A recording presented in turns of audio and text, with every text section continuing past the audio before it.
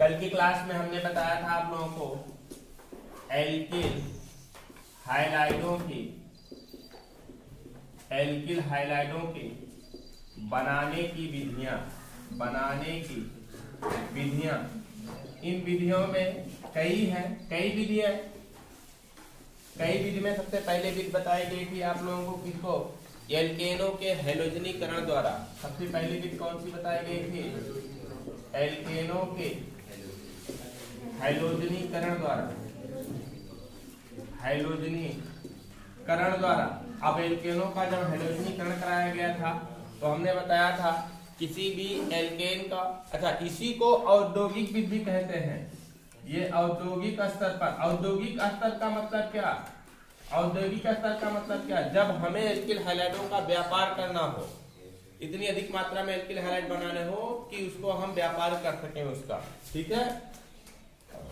तो हम कैसे बनाते हैं, एल्किल हैलाइडों का व्यापार करना अर्थात अधिक मात्रा बनाना होगा तो एल्केनों के हैलोजनीकरण द्वारा एल्किल हैलाइडों का निर्माण करेंगे। कैसे निर्मित करते हैं, एल्केन की बात करते हैं तो एल्केन श्रेणी का प्राथमिक सदस्य कौन सा होता है, आपका मीथेन CH4। इस पर कोई भी हाइड्रोजन प्रवाहित कर देते हैं, जैसे क्लोरीन गैस प्रवाहित कर देते हैं। किस पर, सूर्य के प्रकाश की उपस्थिति में या उच्च ताप पर लगेगा,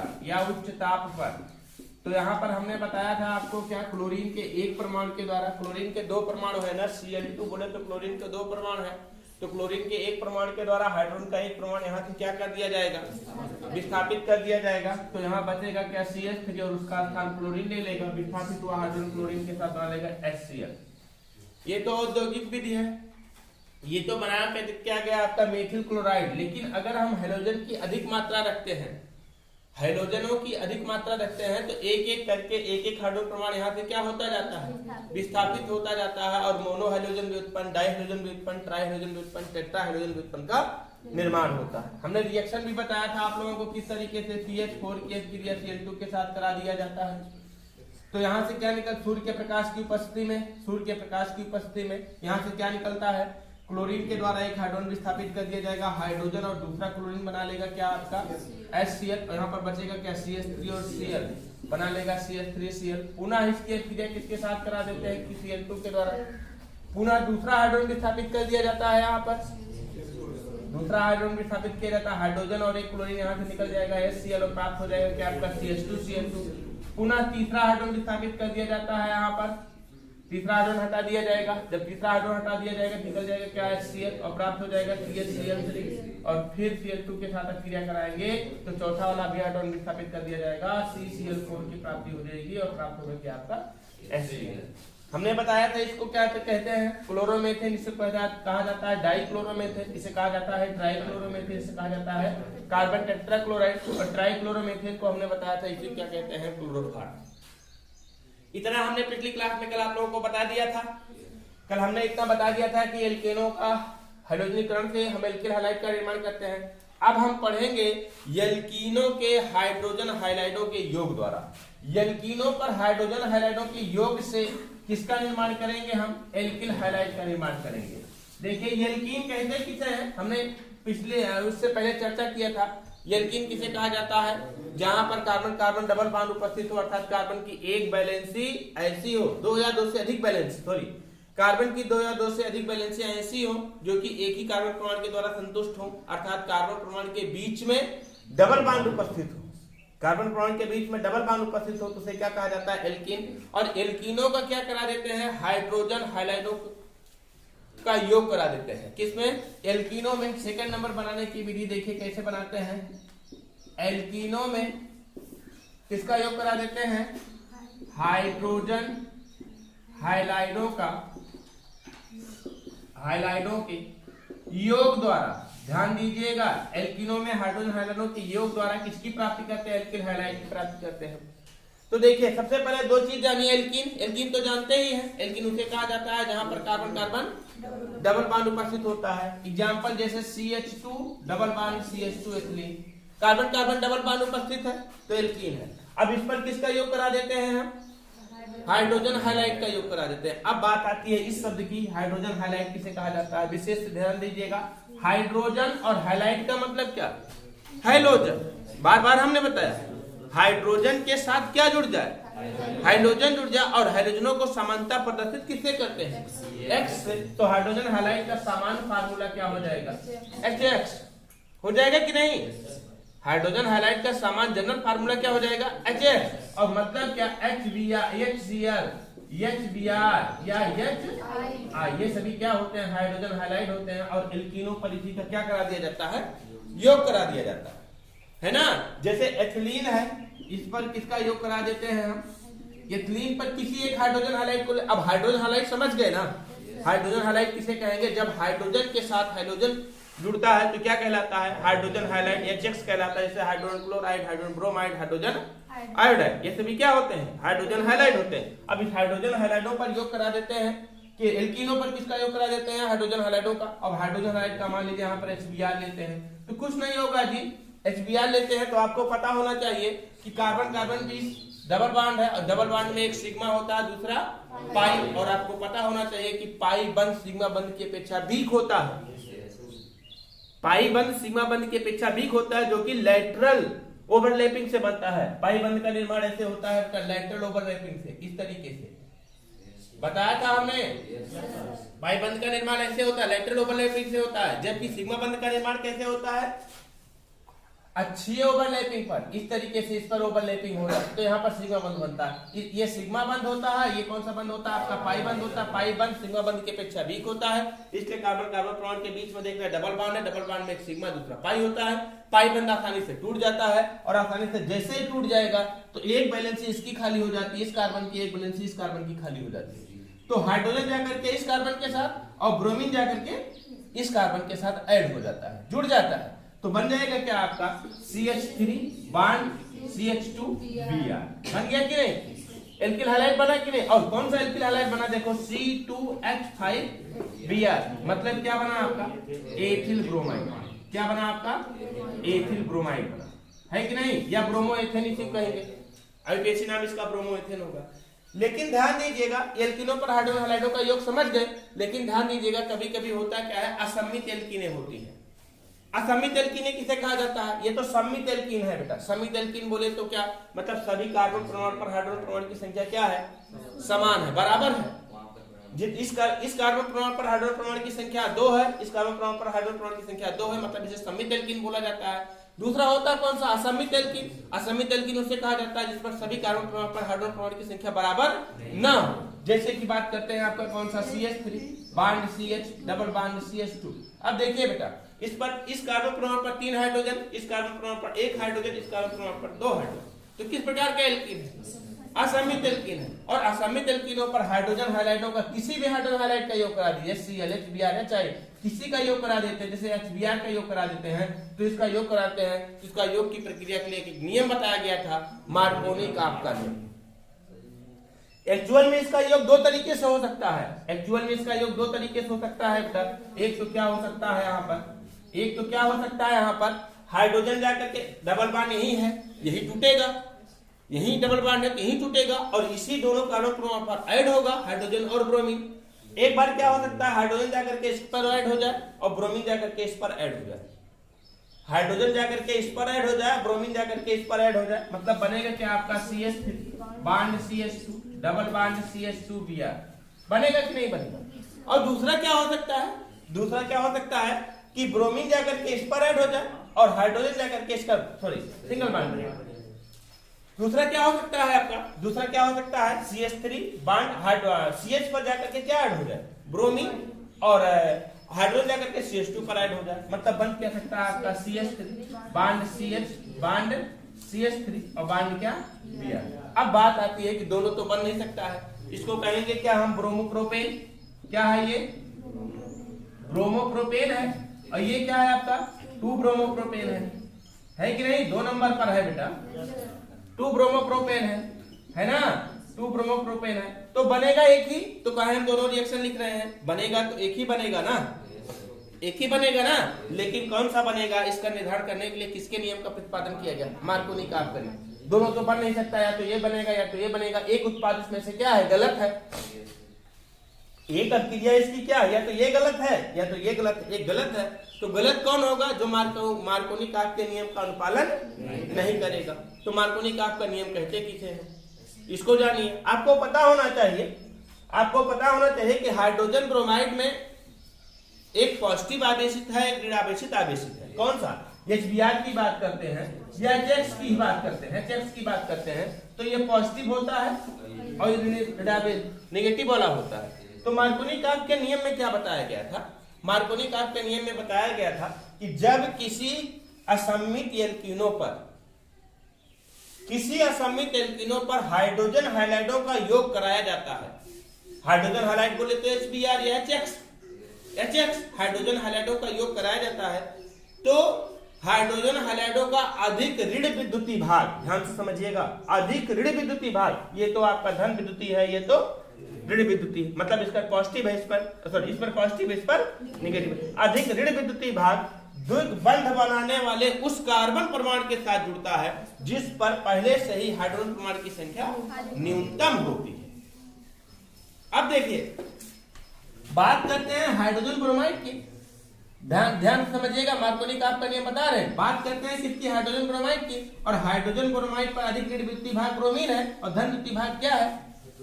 हाइड्रोजन है। अब द्विबंध बनाने वाला कार्बन परमाणु ये है कि नहीं है? द्विबंध बनाने वाले दोनों कार्बन परमाणु में से इस कार्बन परमाणु पर एक हाइड्रोजन और इस कार्बन परमाणु पर 2 हाइड्रोजन, है कि नहीं है? अब किस पर कम है हाइड्रोजन परमाणु की संख्या? CH पर कम है, तो ऋण विद्युतीय भाग Br जाकर के इसके साथ जुड़ जाएगा और हाइड्रोजन जाकर के इसके साथ जुड़ जाएगा। अर्थात मार्कोनी का नियम यही है कि जब किसी असम्मित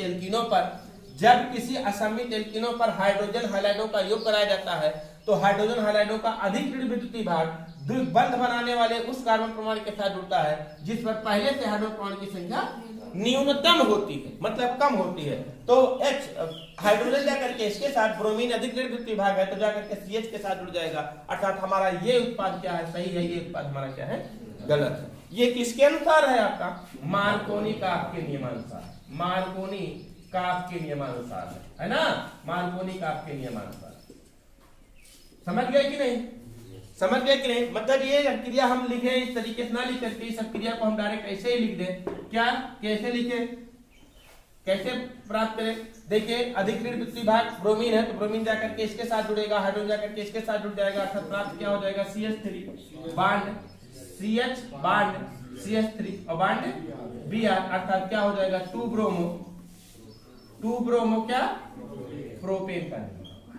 समझ गए ना? अभी यहीं पर एक चीज और हमें आपको बताना है। क्या बताना जानते हैं? मार्कोनी के नियम का उल्टा, एंटी मार्कोनी का नियम। एंटी मार्कोनी का नियम, एंटी मार्कोनी के नियम में क्या? उसे कहा जाता है खैरस प्रभाव। क्या कहते हैं? खैरस प्रभाव कहा जाता है। खैरस प्रभाव में क्या होता है? यही एक क्रिया यदि पराक्साइड की उपस्थिति में कराई जाए, कोई भी पराक्साइड लगा दिया जाए, तो वहां पर मार्कोनी के नियम का उल्टा हो जाता है। उसे कहा जाता है एंटी मार्कोनी का नियम, या क्या कहते हैं हम? खैरस प्रभाव। क्या कहते हैं? खैरस प्रभाव बोला जाता है। खैरस प्रभाव बोला जाता है। तो खैरस प्रभाव में क्या होगा? इसी का उल्टा हो जाएगा। अभी तक मार्कोनी का, लेकिन खैरस प्रभाव तभी होगा जब क्या लगेगा इस अभिक्रिया में?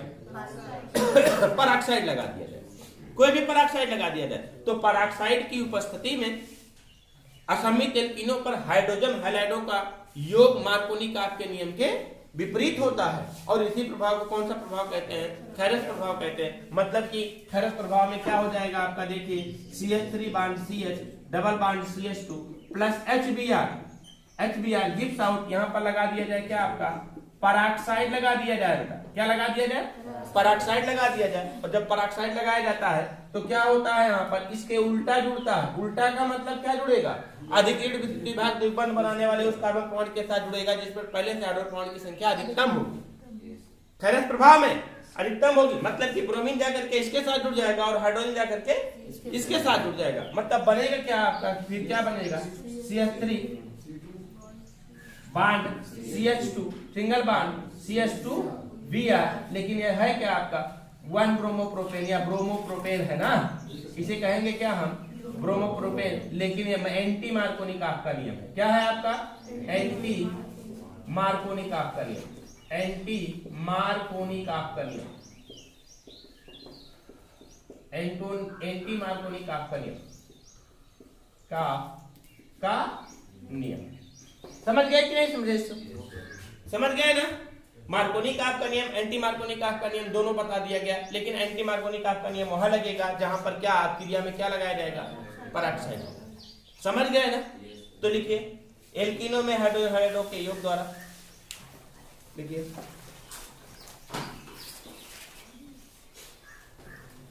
ये एल्कीन है, हेडिंग बनाइए, बनाया ना एल्कीनो में हाइड्रोजन हाइड्रो के योग द्वारा, सेकेंड नंबर लिखिए ये एल्कीन है, हाइड्रोजन हाइड्रो के साथ योग अपक्रिया करके, हाइड्रोजन हाइड्रो के साथ योग अपक्रिया करके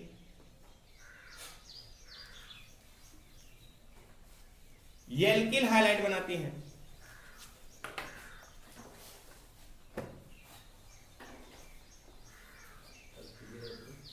ये एल्किल हाइलाइट बनाते हैं।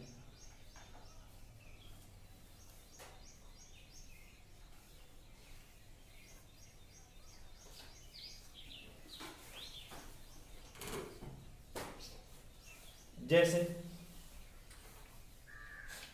जैसे इस रिएक्शन को लिखिए ऊपर वाली, एथिलीन मतलब CH2 double bond CH2 plus HBr gives out CH3 bond CH2 Br।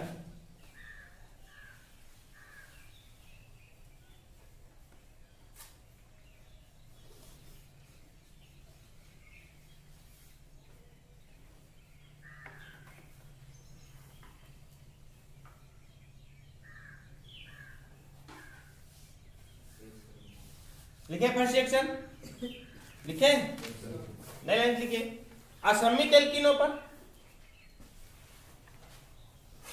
असम्मित एल्कीनों पर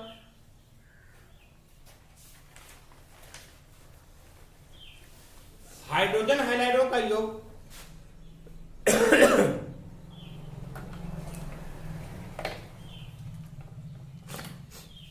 हाइड्रोजन हाइलाइडो का योग मार्कोनी काफ के नियम के विपरीत होता है। सॉरी, असम्मित एल्कीनों पर हाइड्रोजन हाइड्रो का योग मार्कोनी काफ के नियमानुसार होता है। हाइड्रोजन हाइड्रो का योग मार्कोनी काफ के नियमानुसार होता है।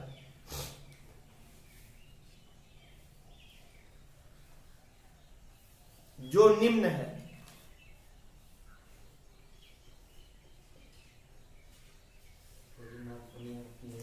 वही लिखा रहे हैं, इन्वर्टर का शुरू करिए, वही लिखा रहे हैं जो निम्न हमने बताया ना, तो वही बता रहे हैं। लिखिए इन्वर्टर का शुरू करिए। जब किसी असम्मित एल्कीनों पर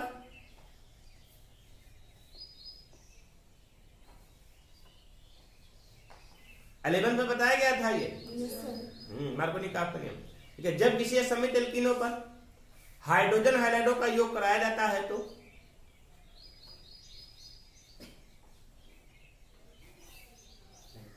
हाइड्रोजन हाइलाइडो का योग कराया जाता है तो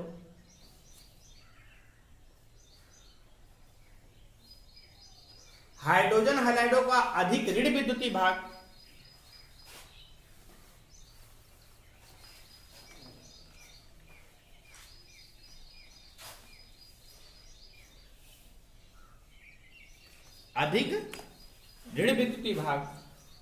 द्विबंध बनाने वाले उस कार्बन परमाणु के साथ जुड़ता है।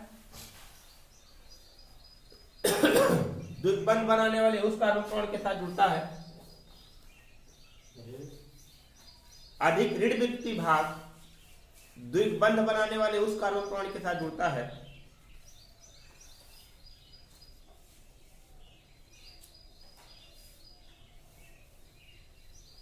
जिस पर पहले से ही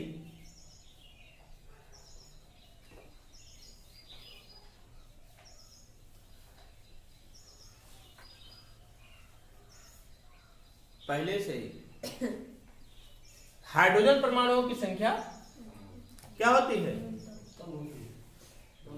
न्यूनतम होती है। Very good. कम होती है, न्यूनतम होती है।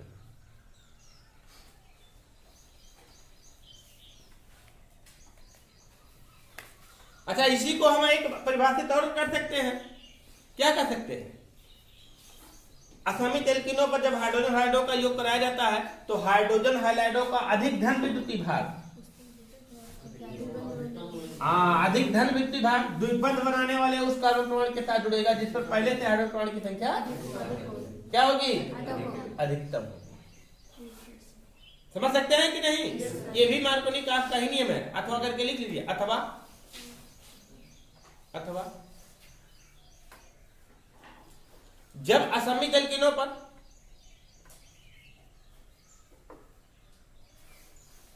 इन नोट का बंद करके लिखिएगा नहीं लाइन से कि जब असमित एल्कीनों पर हाइड्रोजन हैलाइडों का योग कराया जाता है तो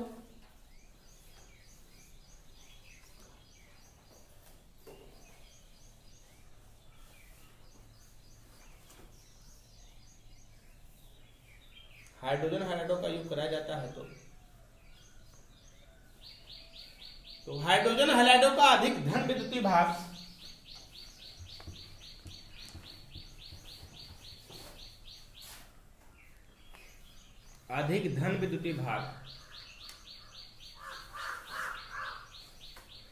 द्विबंध बनाने वाले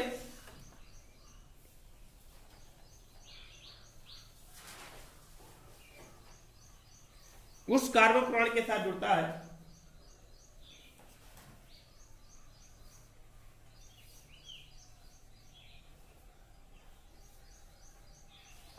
जिस पर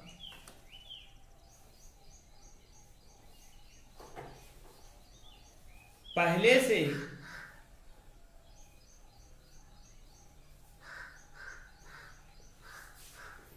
क्या होता है,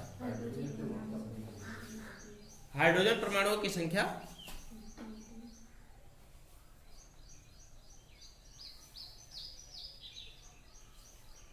अधिकतम होती है।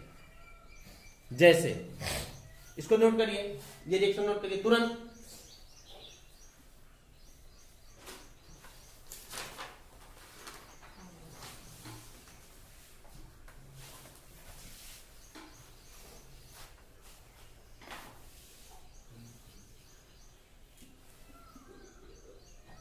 नोट किए बीच वाली रिएक्शन,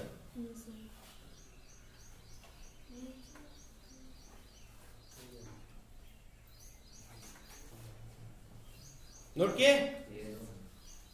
स्टार लगाइए, स्टार लगाइए, लिखिए पराक्साइड की उपस्थिति में, पराक्साइडों की उपस्थिति में, एक मिनट, पराक्साइड में लिखिएगा कार्बनिक पराक्साइड, विशेष ध्यान दीजिएगा। जो लोग जनरली जानते हैं पराक्साइड पराक्साइड, लेकिन कौन सा ऑक्सीजन हो, लिखिए ऑक्सीजन या कार्बनिक पराक्साइड की उपस्थिति में, लिखिए ऑक्सीजन या, हाँ कटिए पूरा, ऑक्सीजन या कार्बनिक पराक्साइड की उपस्थिति में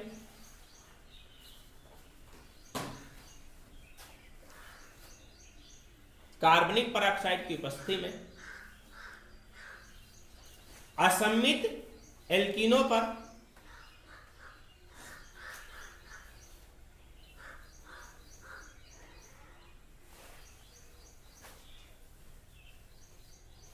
हाइड्रोजन हैलाइडों का योग,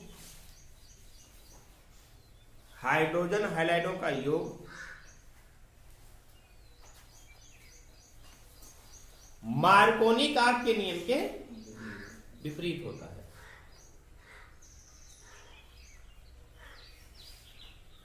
मार्कोनी कारक के नियम के विपरीत होता है।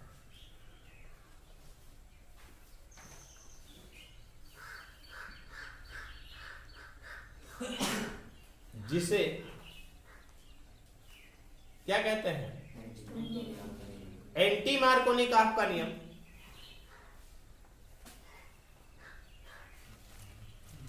खैरस प्रभाव या क्या पराक्साइड प्रभाव कहते हैं।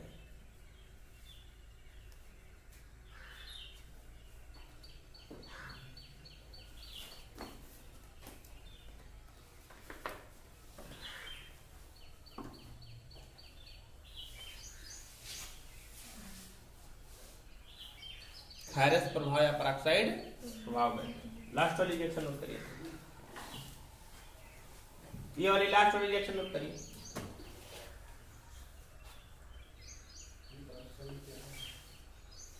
जिसमें पराक्सी समूह उपस्थित हो, पराक्षी समूह का मतलब क्या? बांडो बांड। जिस कंपाउंड में पराक्षी समूह उपस्थित होता है उसे पराक्साइड बोला जाता है। ये पराक्षी समूह होता है। लेकिन वो इनऑर्गेनिक पराक्साइड है H2O2। बेंजोइल पराक्साइड होता है ऑर्गेनिक पराक्साइड।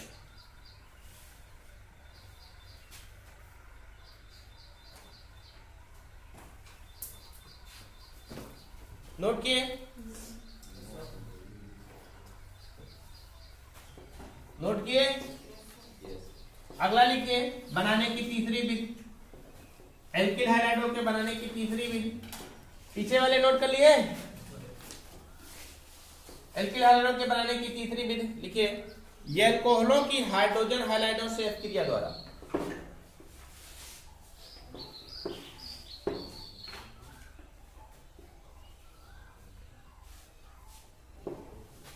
एल्कोहलों की हाइड्रोजन हैलाइडों से क्रिया द्वारा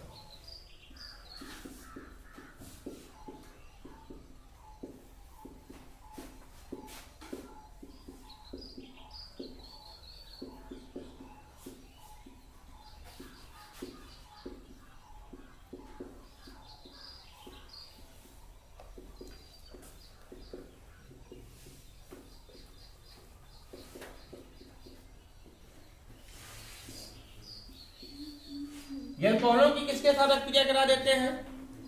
हाइड्रोजन हैलाइडों के साथ क्रिया करा देते हैं। ध्यान से समझिए, हाइड्रोजन हैलाइड के बारे में तो अभी हमने आप लोगों को बता दिया।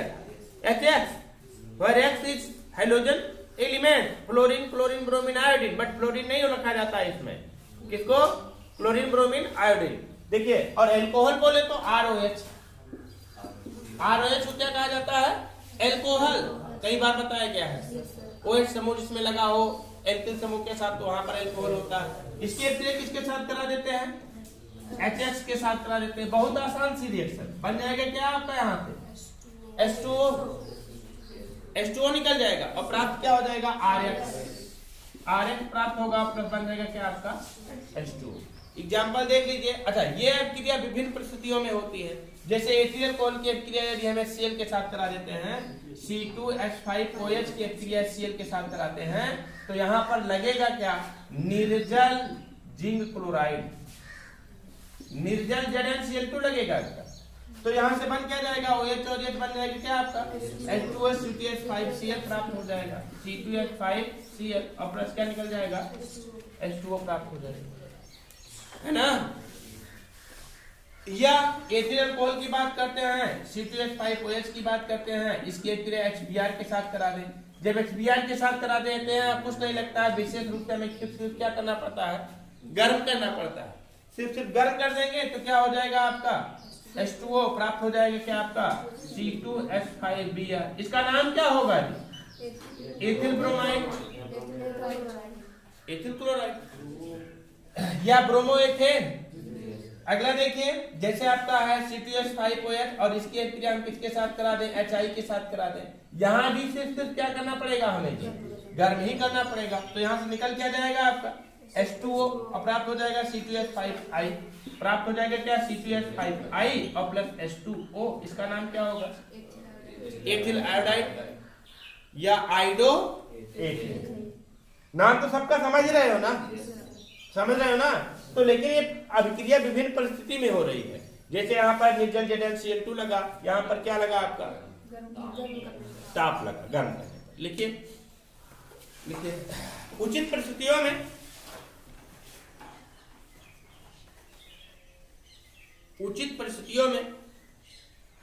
एल्कोहलों की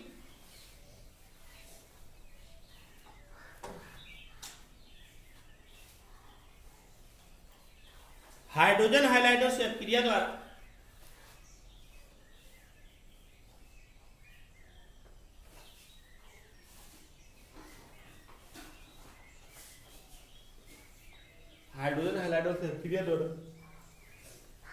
एल्किल हैलाइड का निर्माण होता है।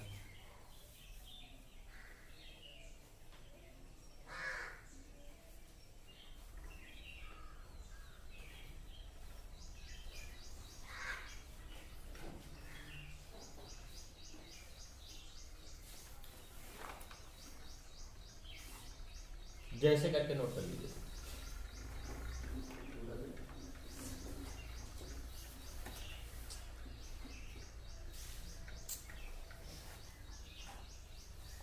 नोट करिए जल्दी से।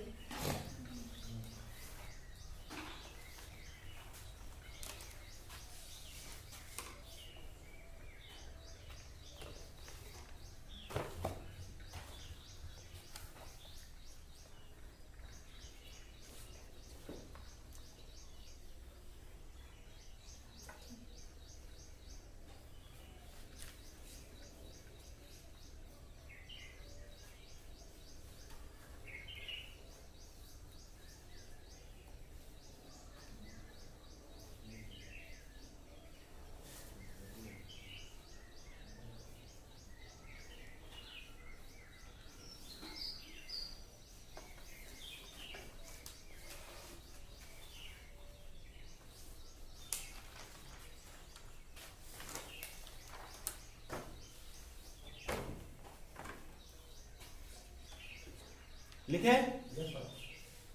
अगला नंबर लिखे, एल्कोहलों की फास्फोरस हाइलाइडो से क्रिया द्वारा, हटा दे रहे हैं इसको, एल्कोहलों की एल्कोहलों की फास्फोरस हाइलाइडो से क्रिया द्वारा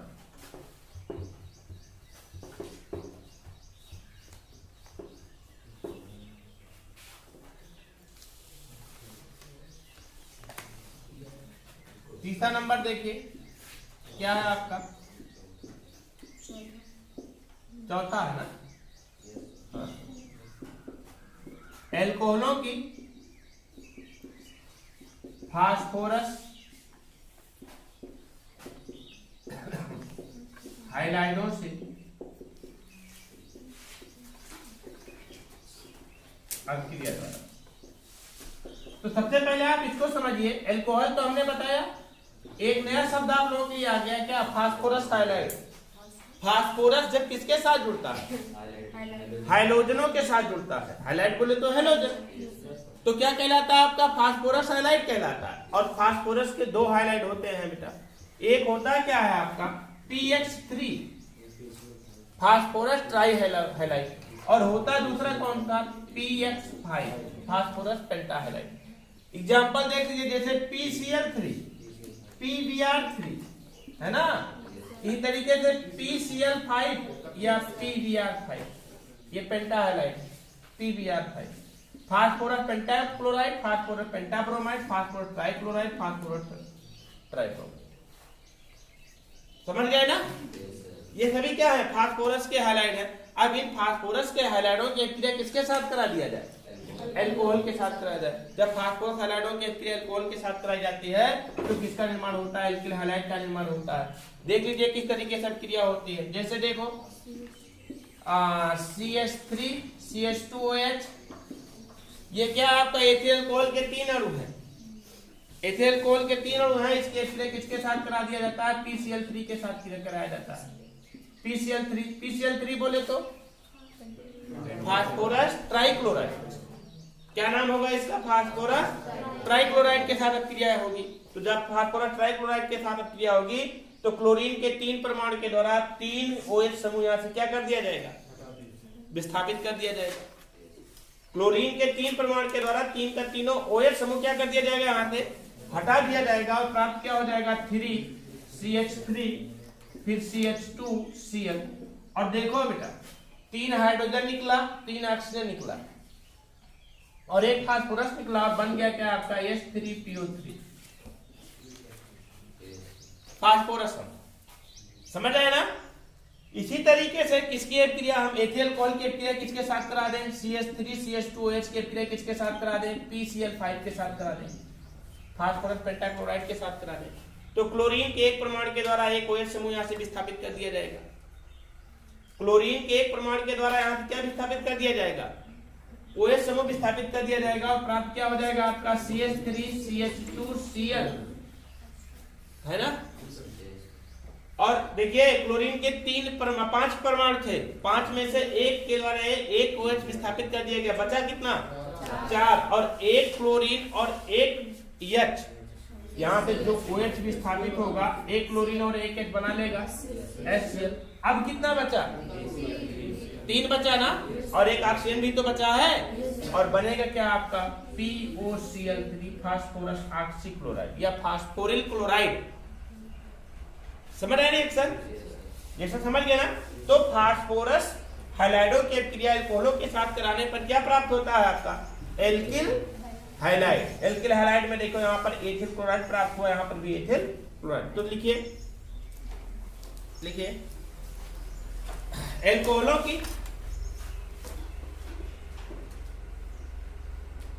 फास्फोरस हैलाइडों के साथ क्रिया कराने पर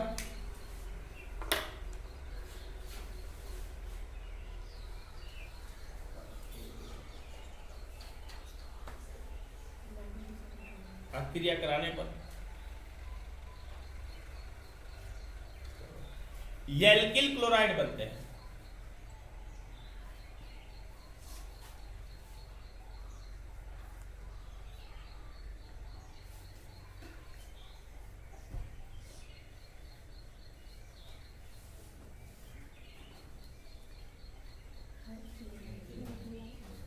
ये एल्किल हैलाइड बनते हैं, एल्किल हैलाइड बनते हैं। जैसे नोट कर लीजिए इसको,